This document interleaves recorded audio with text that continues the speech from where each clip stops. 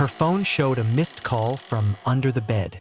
Mina stared at the screen longer than she meant to, thumb hovering above the notification as if it might rearrange itself into something explainable. The apartment was quiet in the way it always was after midnight. No traffic hum, no voices through the walls, just the faint electrical buzz of things left plugged in. The kind of silence that felt less like absence and more like something holding its breath. She tapped the notification. No number, no call duration, just the label, under the bed. Mina let out a short breath that almost became a laugh. She checked her contacts, scrolling slower than usual. Nothing under you. Nothing that could have auto-corrected into something like that. She tried the recent calls list again. The entry was still there, time-stamped 12:14 a.m., which was strange because she was sure she'd been awake then. Lying on her back, watching the ceiling fan turn. She remembered the fan distinctly, the slight wobble in its rotation, the soft click each time the blades completed a cycle.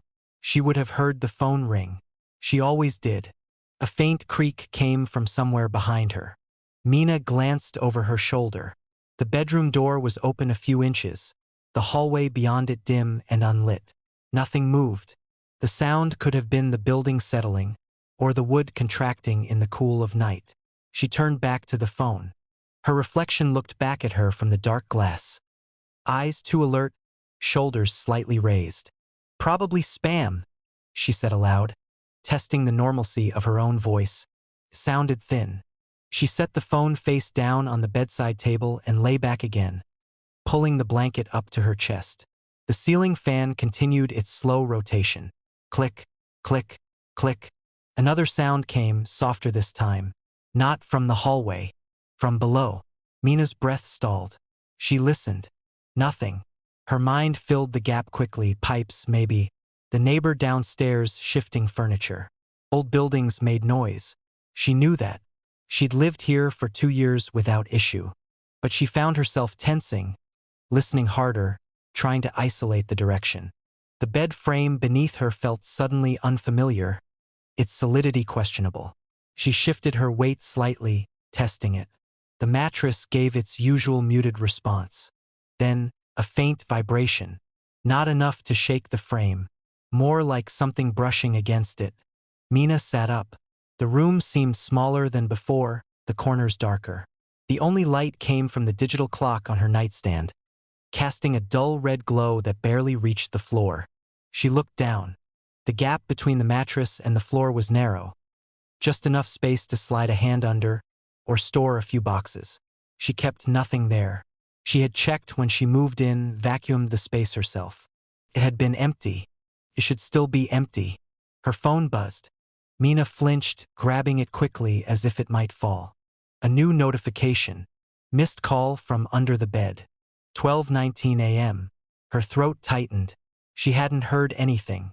No vibration, no ringtone. The phone had been inches from her hand. "Okay," she whispered, more to anchor herself than anything else. She opened the call details. Still no number. No option to call back. Her eyes drifted downward again. The darkness under the bed felt denser now, like it wasn't just the absence of light but something layered, something that absorbed it. She leaned slightly to the side, trying to catch a different angle. The red glow from the clock stretched thinly across the floor, stopping just short of the bed's edge. She could get a flashlight. Her phone had one. She knew that. Instead, she stayed where she was, listening. A faint sound emerged, so soft she almost dismissed it. A shift, fabric against wood, or maybe skin. Mina pulled her legs up onto the mattress without realizing she was doing it. Her feet curled under her, avoiding the edge. "Is someone there?" she asked. The question hung in the room, unanswered. But not unanswered. There was a pause and then, very faintly, something like a breath. Not hers. Not from the room. From below. Mina's chest tightened. "This isn't funny," she said, though she hadn't thought it was. The phone buzzed again. She looked at it immediately this time. Another missed call. 12:22 a.m. Her fingers trembled as she opened the notification. The screen flickered for a second before stabilizing. The contact name remained the same. Under the bed. She scrolled further, deeper into the call log. There were more entries now. Older ones. 12:14, 12:09, 12:03. Earlier. 11:58. Each labeled the same way. Her memory snagged. At 11:58, she had been brushing her teeth. She remembered the mirror, the harsh bathroom light, the quiet drip of the faucet. She would have heard the phone, unless a soft tap interrupted her thoughts. From beneath the bed, Mina froze. Another tap, slightly louder, then a slow drag, as if something were shifting position, aligning itself directly beneath her. Her heart pounded so hard it blurred the edges of her vision. She forced herself to breathe quietly, to listen. The sound stopped. Silence returned, thicker than before. Her phone buzzed once more. She didn't want to look, but she did. This time it wasn't a missed call. It was an incoming one. The screen glowed in the darkness, illuminating her hands. Under the bed is calling. Mina stared at it, paralyzed. The vibration was subtle, barely audible, but she could feel it through her fingers. The call continued, ringing silently. She glanced down. The darkness under the bed seemed to shift, not visibly, but in a way that suggested depth where there shouldn't be any, as if the space extended further than the floor allowed. The phone vibrated again. Her thumb moved before she could stop it. She answered. For a moment, there was nothing. Then a sound. Breathing. Close. Too close. Mina held the phone away slightly, her pulse roaring in her ears. "Who is this?" she whispered. The breathing continued, and beneath it something else. Faint echo. Her own voice. Not now. Earlier. Fragments of it. Her conversation from the evening, her laughter, the way she'd muttered to herself while cooking. It was all there, layered beneath the breath, as if the caller had been listening. Recording. From below. Mina's gaze dropped to the edge of the bed. The darkness seemed to press upward, almost touching the underside of the mattress. The breathing grew louder, and then, very softly, her voice came through the speaker again, but not an echo this time. A new sentence, perfectly mimicked. "Is someone there?" Mina's hand shook. The phone slipped slightly in her grip. The voice continued. "This isn't funny." Her own words repeated back to her, but wrong somehow. Flattened, emptied of intent. She couldn't move. The breathing stopped. Silence. Then, from beneath the bed, a phone began to ring. Mina's stomach dropped. It was unmistakable. The same tone as hers. The same pattern. Her eyes snapped to the device in her hand. The call was still active. The screen still lit. But the ringing continued. From below. She lowered the phone slowly, inch by inch, until it hovered near the edge of the mattress. The sound grew clearer. Closer. Directly beneath her. Another phone. Another line. Calling. Her. The realization settled in with cold precision. The missed calls hadn't been missed. They had been answered. Just not by her. The ringing stopped. In the silence that followed, Mina became aware of a new sound. Faint, but distinct. The soft press of something against the underside of the mattress. Right below where she sat. Waiting. Listening. Calling again. The hallway stretched longer every time she turned around. At first, Lena thought it was a trick of fatigue. The kind that came from staring too long at screens, from walking through the same narrow apartment corridor night after night until it blurred into itself. The overhead light flickered faintly, casting a pale, even wash along the walls. Nothing unusual. Same beige paint. Same thin carpet, worn darker along the center where footsteps always fell. She stood at one end, just outside her bedroom, keys still in her hand. At the other end was the front door. It looked farther away than it should have been. Lena frowned, shifting her weight. The hallway in her apartment had always been short 6, maybe 7 steps from her room to the door. She could cross it half asleep without thinking. But now the distance felt elongated, as if the proportions had been quietly adjusted. She took a step forward. The carpet gave its usual soft resistance. The walls remained parallel, unremarkable. Another step. The door did not seem closer. Lena exhaled slowly, steadying herself. "You're tired," she murmured. Her voice carried down the corridor in a way that made her pause. The echo was too clean, too delayed, as if the sound had traveled farther than the space allowed. She stopped walking. The light above flickered again, once, then steadied.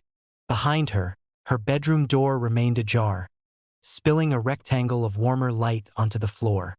Familiar. Safe. She turned her head slightly, glancing back. The hallway lengthened. It wasn't dramatic. Not a sudden shift. Just a quiet extension. The door to her room seemed to slide a fraction farther away, the light stretching thinner, its edges less defined. Lena turned back immediately, heart ticking faster. The front door remained distant. A cold sensation settled behind her ribs. "No," she said under her breath. She walked again, faster this time. 1, 2, 3 steps. The door should have been within reach. It wasn't. The hallway absorbed her movement without giving anything back. The carpet repeated beneath her feet, identical in texture and color, offering no markers of progress. The walls held the same faint imperfections, small scuffs, uneven paint, but they seemed to rearrange themselves subtly, never quite the same in any single glance. She stopped again. Her breathing sounded too loud. The air felt still, dense, as if it resisted motion. Lena turned around sharply. The hallway stretched again. Her bedroom door receded, shrinking into a smaller, dimmer rectangle. The warm light that had spilled out now barely touched the floor, its glow diluted into the surrounding gray. A faint sound followed her movement, a soft, dragging echo, like something catching up a second too late. Lena's throat tightened. She listened. Silence. Then, faintly, a second set of footsteps, not quite matching her own. She froze. The sound stopped. The overhead light flickered again, longer this time, dimming the hallway into a muted, almost shadowless space. When it brightened, the walls looked flatter, less textured, as if depth itself had been reduced. "Okay," she whispered, forcing steadiness into her voice. "Okay." She turned back toward the front door, more slowly now, careful not to look behind her again. Step by step, she moved forward. The hallway did not shorten. If anything, it felt more resistant, as though distance itself had weight. Her mind began to search for explanations. Perspective distortion, stress, something wrong with her vision. But none of it accounted for the way the space felt, how it seemed to react to her attention. The light above hummed softly. A new sound emerged beneath it. Faint, rhythmic tapping. Lena paused, listening closely. Came from behind her. No, from the walls. Soft, irregular taps like fingers testing a surface. She turned her head slightly, just enough to catch the edge of her vision. The hallway stretched. She faced forward immediately, pulse spiking. The tapping stopped. Her breath came shallow now, controlled. She focused on the door ahead, anchoring herself to its shape, its dull metal handle, the faint scratch near the lock she had noticed months ago. Something familiar, something fixed. She walked again. The door remained distant. A memory surfaced, uninvited. Standing in this hallway weeks earlier, phone pressed to her ear, voice low and tense. "I didn't mean to," she had said. "It wasn't like that." The memory felt close, too close. Lena slowed. The air shifted, carrying a faint echo of her own voice. Not from the present, but from that moment. "I should have told you," it whispered, barely audible. She stopped completely. The hallway held still around her. "Hello?" she called, the word catching in her throat. Her voice traveled forward, but also sideways, as if the walls were redirecting it. Then, behind her, a response. Soft. Familiar. "You didn't." Lena's chest tightened. She knew that voice. Not perfectly, not clearly, but enough to recognize its tone, the way it flattened certain words. She turned, instinct overriding caution. The hallway stretched again, farther than before. Her bedroom door was now a distant glow, almost indistinguishable from the surrounding dimness. The walls seemed longer, uninterrupted, the perspective exaggerated until it bordered on impossible. And in that distance, something stood, not fully formed, just a suggestion of presence. A darker shape against the dim light. Lena stared, breath held. The shape did not move, but the air around it felt occupied, as if something watched from that point, patient and still. "You left," the voice said again, closer this time. Lena shook her head slightly. "I didn't." Her words faltered. The memory pressed harder now. The argument, the slammed door, the silence that followed, the call she didn't answer, the message she never returned. Her chest constricted. "I was going to come back," she said, though she wasn't sure to whom. The hallway responded. It lengthened, not just behind her now, but ahead as well. The front door seemed to pull away, retreating into a distance that no longer made sense. She was in the center of something that expanded with every hesitation, every glance, every thought that reached backward instead of forward. Lena turned slowly, forcing herself to face the door again. The hallway extended endlessly in both directions. The light above flickered, then steadied, casting a uniform glow that erased shadows entirely. There was no clear beginning, no clear end, just repetition, carpet, walls, light, and the faint, persistent sense of something occupying the space just out of sight. Her breathing echoed now, layered with another rhythm, quieter, offset, not her own. "You could have come back," the voice said, no longer tied to a direction. It existed everywhere, embedded in the space itself. Lena closed her eyes briefly, steadying herself. When she opened them, the hallway had shifted again. Subtly, the walls were closer, the ceiling lower, the perspective tighter, more confined. She took a tentative step. The space adjusted. Another step. The hallway seemed to contract slightly, but only in response to her movement forward. When she paused, it held its shape, as if waiting.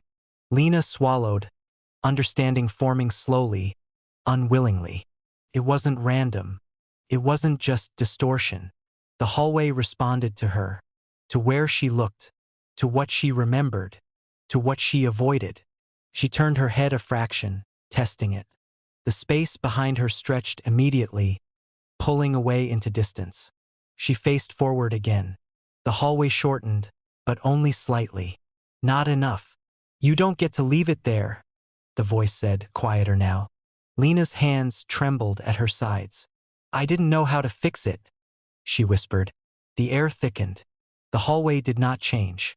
For a long moment, nothing moved. Then, slowly, she took another step forward, and spoke more clearly this time. "I should have come back." The space reacted. The hallway shortened. Not completely, but enough for the door to feel closer. Lena's breath caught. She took another step. "I should have answered." The hallway contracted further. The door's details sharpened, the scratch near the lock, the slight discoloration of the handle. Another step. "I knew," she said, voice unsteady. "I just didn't want to." The air shifted. Behind her, something moved.